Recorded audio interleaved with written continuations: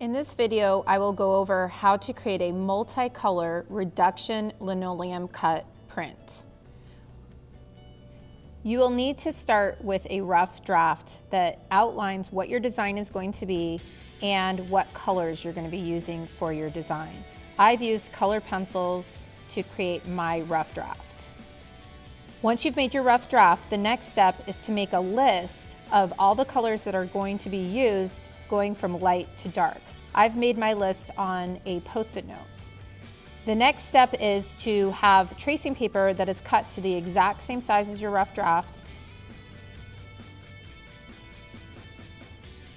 And what you're going to use is a soft leaded pencil like a 6B, and you're going to trace each of the colors and shade in the part of the rough draft that is going to be in that color. I've also labeled each of my layers with a Post-it note so that I can keep straight what each of those colors is going to be. Once you've completed making all your layers, the next step will be to start carving out your plate. The first color that I'm going to transfer to my plate is my white layer. So I'm going to take my piece of tracing paper that have all of my white areas marked onto. I flip it so that it's facing down, the graphite is touching the linoleum, and I'm going to use my finger to transfer the design onto my printmaking block. Then I'm going to use my lino cutting tool, load in the appropriate blade, and I'm going to carve out all the areas that I've marked onto my block. When you're carving, make sure that you're always carving away from yourself. Keep your hand out of the way. These are sharp blades and they will cut you.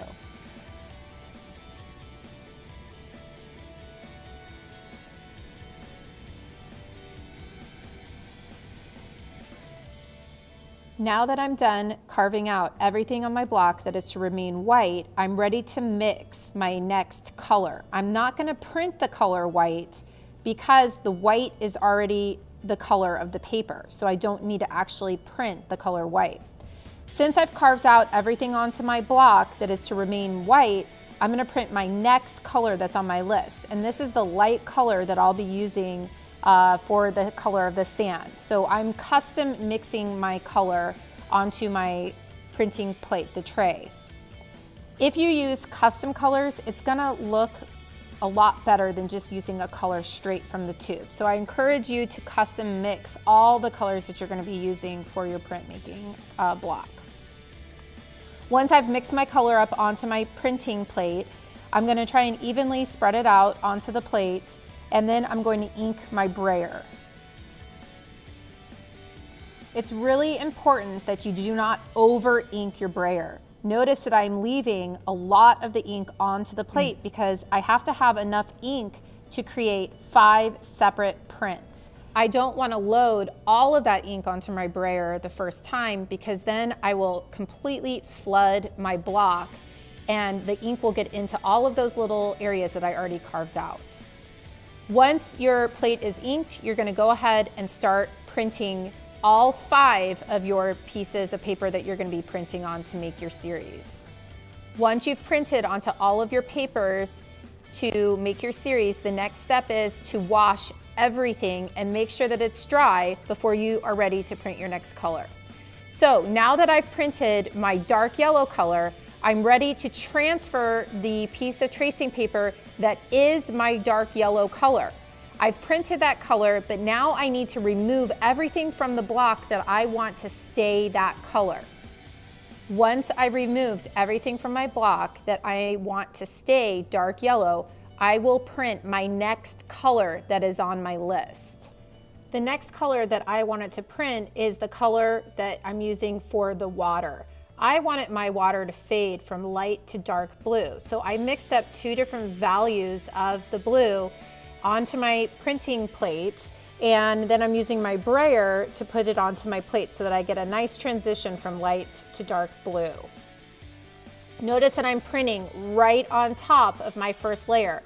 The blue will cover some of the sand color that I printed first. This is why you always want to work from light to dark with your colors.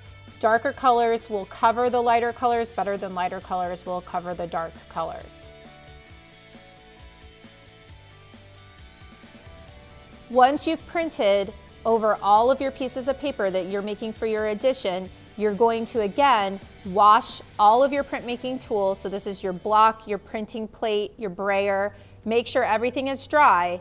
And then we're gonna look at our list, and now we're ready to carve out our light blue layer. This is the layer that was the color of my water. I wanna keep everything on my paper the color of the water since I just printed it. So now I need to remove what I wanna keep the color of the water before I print my next color.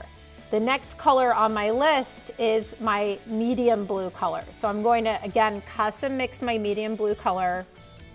I will print my darker blue right over top my first 2 layers. And then I'm gonna repeat this process for the rest of my colors in my design. If your last color is black and you've created an outline look to your design, you will need to flip your block over and carve out all of the area on the other side of your block to create your black outlines. This is because, remember, when you're making a black outline, you're not carving out what is black on the design. For this one, you have to carve out all of the negative space, leaving what you want to be printed black sticking up in relief.